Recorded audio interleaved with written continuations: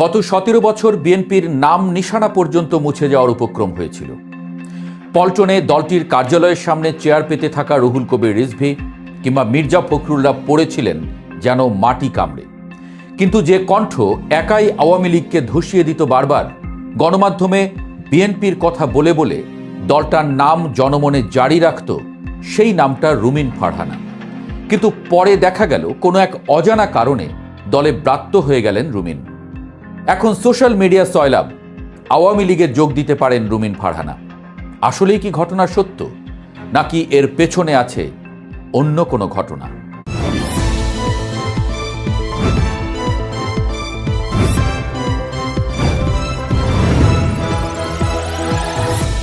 রুমিন ফারহানার বাবা ছিলেন ভাষা সৈনিক অলি আহাদ। তিনি ছিলেন পূর্ব পাকিস্তান মুসলিম ছাত্রলীগ এবং আওয়ামী মুসলিম লীগের অর্থাৎ বর্তমান আওয়ামী লীগের অন্যতম প্রতিষ্ঠাতা সদস্য। 52 ভাষা আন্দোলনে তিনি সামনে থেকে নেতৃত্ব দিয়েছেন, দলটির জন্য ঘাম ঝরিয়েছেন, কিন্তু শেষে ভুল বোঝাবুঝিতে আওয়ামী লীগে ব্রাত্য হয়ে পড়েন। মৌলানা ভাসানীর ঘনিষ্ঠ সহচর হিসেবে পরিচিত অলি আহাদ পরবর্তীতে মতাদর্শগত কারণে আওয়ামী লীগ থেকে বেরিয়ে যান এবং নিজের রাজনৈতিক পথ বেছে নেন। রুমিন ফারহানা সেই আফসোসটাই করলেন সেদিন। বাবার মতো তারও একই পরিণতি। সে যাই হোক, গত 21শে ফেব্রুয়ারি শহীদ মিনারে মহান ভাষা সৈনিকের মেয়ে রুমিন ফারহানাকে ফুল দিতে দেওয়া হয়নি। মব সৃষ্টি করে তাকে ফুল দেওয়া থেকে বিরত রাখা হয়েছে। অভিযোগ উঠেছে তার সেই পুরনো দলের বিপক্ষেই, যে দলের জন্য তিনি গলা চড়িয়েছেন কোটিবার। প্রশ্ন উঠেছে, তারেক রহমানের মবের দিন শেষ বলাটা কি শুধুই কথার কথা? তাহলে রুমিন ফারহানা কষ্ট পেয়েছেন, একথা সত্যি। নিজে এমন একজনের মেয়ে হয়ে, যা হোক, কষ্ট কিন্তু তিনি পেয়েই আসছেন গত কয়েক মাস ধরে। অভিযোগ করেছেন নির্বাচনের নানান বাধার সম্মুখীন হয়েছেন। অভিযোগ করেছেন তার সাবেক দলের বিরুদ্ধেই। কিন্তু শেষ জয়টা হয়েছে তারই, জিতেছে হাঁসমার্কা। নির্বাচনে জিতে দেখিয়ে দিয়েছেন নিজের সক্ষমতা। বিএনপি থেকেও নাকি যোগাযোগ করা হয়েছিল, তিনি সাড়া দেননি। কিন্তু সোশ্যাল মিডিয়া সয়লাব তার আওয়ামী লীগের পক্ষে বলা কথামালা।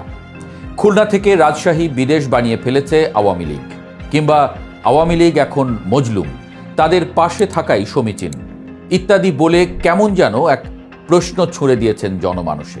প্রশ্নটা হলো, রুমিন ফারহানা কি তবে আওয়ামী লীগে যোগ দিতে পারেন? রাজনৈতিক বিশ্লেষকদের মতে রুমিন ফারহানার আওয়ামী লীগে যোগ দেওয়ার বিষয়টি প্রথম দর্শনে অবিশ্বাস্য মনে হলেও বাংলাদেশের রাজনীতির মাঠে কোনো কিছুই একেবারে অসম্ভব নয়। বিশেষ করে বর্তমান প্রেক্ষাপটে, যখন রুমিন ফারহানা তার দীর্ঘদিনের রাজনৈতিক আশ্রয়স্থল বিএনপি থেকে এক প্রকার ছিটকে পড়েছেন এবং স্বতন্ত্র হিসেবে নিজের জনসমর্থন প্রমাণ করে দেখিয়েছেন, তখন তার সামনে নতুন রাজনৈতিক মেরুকরণের পথ খোলাই থাকছে। সোশ্যাল মিডিয়ায় তার সাম্প্রতিক কিছু বক্তব্য, যেখানে তিনি আওয়ামী লীগের আমলের দৃশ্যমান উন্নয়নের কথা পরোক্ষভাবে স্বীকার করেছেন বা দলটির বর্তমান কোণঠাসা অবস্থাকে মজলুম হিসেবে ইঙ্গিত করেছেন, সেটি কেবলই পুরনো দলের প্রতি অভিমান, নাকি নতুন কোনো সমীকরণের সূক্ষ্ম ইঙ্গিত, তা নিয়ে রাজনৈতিক অঙ্গনে জোর চর্চা চলছে। রাজনীতিতে টাইমিং এবং ন্যারেটিভ খুব গুরুত্বপূর্ণ। রুমিন ফারহানা হয়তো সেই টাইমিংয়ের অপেক্ষাতেই আছেন।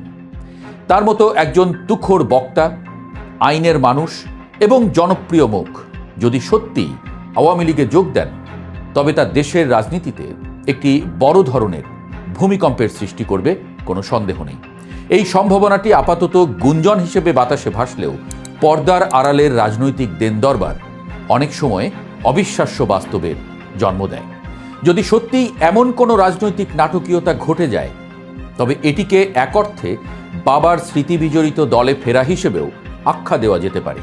রুমিনের বাবা অলি আহাদ ছিলেন আওয়ামী লীগের একেবারে সূচনালগ্ন বা প্রতিষ্ঠাকালীন অন্যতম কাণ্ডারি।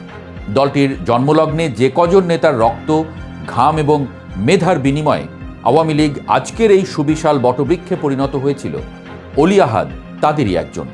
কিন্তু নিয়তির নির্মম পরিহাসে সেই দলটিতে তিনি বেশি দিন থিতু হতে পারেননি। মতাদর্শগত দ্বন্দ্ব, বৈদেশিক নীতির প্রশ্নে বিরোধ এবং অভ্যন্তরীণ রাজনীতির জাঁতাকলে পড়ে তাকে সরে যেতে হয়েছিল।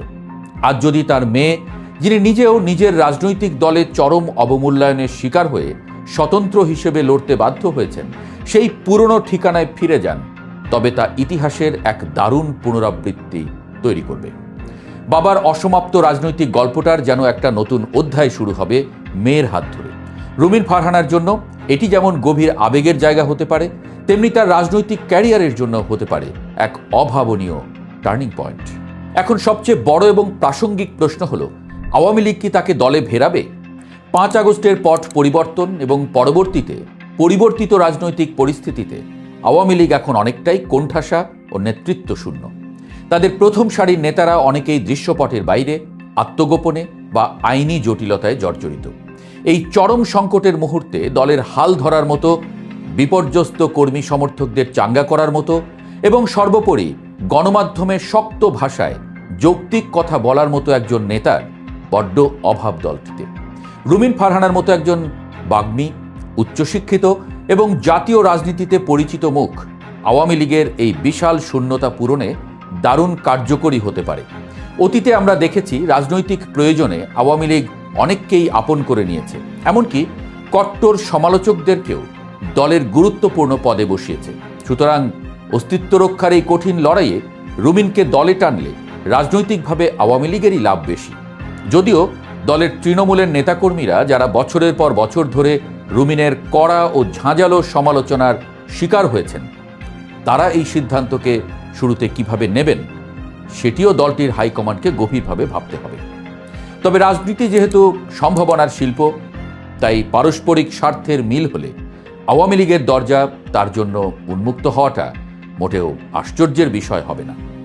রাজনীতিতে যোগ্যতার চেয়ে ব্যক্তিগত আনুগত্য এবং দলীয় সমীকরণ অনেক সময় বড় হয়ে দাঁড়ায়, যার জলজ্জান্ত প্রমাণ আমরা বিএনপির বর্তমান অনেক সিদ্ধান্তে দেখতে পাচ্ছি। এই প্রসঙ্গে অনিবার্যভাবেই চলে আসে বর্ষিয়ান নেতা, প্রখ্যাত আইনজীবী এবং বীর মুক্তিযোদ্ধা ফজলুর রহমানের কথা। রাজনৈতিক অঙ্গনে একটি কথা বেশ জোরালোভাবেই প্রচলিত যে সারা দেশে আওয়ামী লীগের যে বিশাল ভোট ব্যাংক বা নীরব সমর্থক গোষ্ঠী, তাদের একটি বড় অংশকে বিএনপির দিকে আকৃষ্ট করার পেছনে ফজলুর রহমানের মতো পরিচ্ছন্ন মুক্তিযুদ্ধপন্থী নেতাদের বিশাল ভূমিকা ছিল। তার পরিচ্ছন্ন ইমেজ, যুক্তিপূর্ণ বক্তব্য এবং মুক্তিযুদ্ধের চেতনা ধারণ করার সত্তাটি অনেক সাধারণ এবং নিরপেক্ষ ভোটারকে বিএনপির প্রতি ভরসা জুগিয়েছে। কিন্তু দলের হাইকমান্ড বা তারেক রহমান এখন পর্যন্ত তাকে দলে কোনো বড় সম্মানজনক বা নীতি নির্ধারণী দায়িত্ব দেননি। যিনি দলের জন্য এত বড় একটি ইতিবাচক ইমেজ তৈরি করতে সাহায্য করলেন, তাকেই যদি দল যথাযথ মূল্যায়ন না করে, তবে স্বভাবতই প্রশ্ন ওঠে, বিএনপি আসলে কাদের মূল্য দিচ্ছে? রুমিন ফারহানার মতো ফজলুর রহমানও কি তবে একই ধরনের উপেক্ষার শিকার হলেন? যোগ্যদের এই অবমূল্যায়ন দলের অভ্যন্তরীণ ক্ষোভকে আরও উস্কে দিচ্ছে এবং তৃণমূলের কর্মীদের মাঝে ভুল বার্তা পৌঁছে দিচ্ছে। রাজনীতির এই জটিল এবং বহুমাত্রিক দাবা খেলায় আরও একটি বিষয় সম্প্রতি সবার নজর কেড়েছে, আর তা হল আওয়ামী লীগের একের পর এক কার্যালয় ধীরে ধীরে খুলে যাওয়া।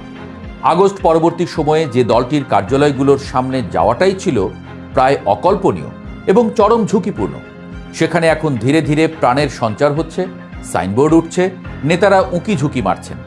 রাজনৈতিক পাড়ায় জোর গুঞ্জন রয়েছে যে বিএনপির এক প্রকার গ্রিন সিগন্যাল বা নীরব সম্মতির কারণেই এমনটা সম্ভব হচ্ছে। রাজনৈতিক বিশ্লেষকদের মতে বিএনপি হয়তো চাইছে না রাজনীতিতে একচেটিয়া শূন্যতা তৈরি হোক, অথবা অতি ডানপন্থী বা তৃতীয় কোনো শক্তির আকস্মিক উত্থান ঘটুক। আওয়ামী লীগকে মাঠে রেখে একটি নিয়ন্ত্রিত ও দুর্বল বিরোধী দল হিসেবে তাদের কিছুটা স্পেস দেয়াটা বিএনপির দীর্ঘমেয়াদী রাজনৈতিক কৌশলেরই অংশ হতে পারে। এতে করে আন্তর্জাতিক অঙ্গনেও একটি স্থিতিশীল এবং গণতান্ত্রিক পরিবেশের বার্তা দেওয়া যায়। আর ঠিক এই সুযোগটি কাজে লাগাতে চাইছে আওয়ামী লীগ। এই নতুন রাজনৈতিক মেরুকরণে রুমিন ফারহানা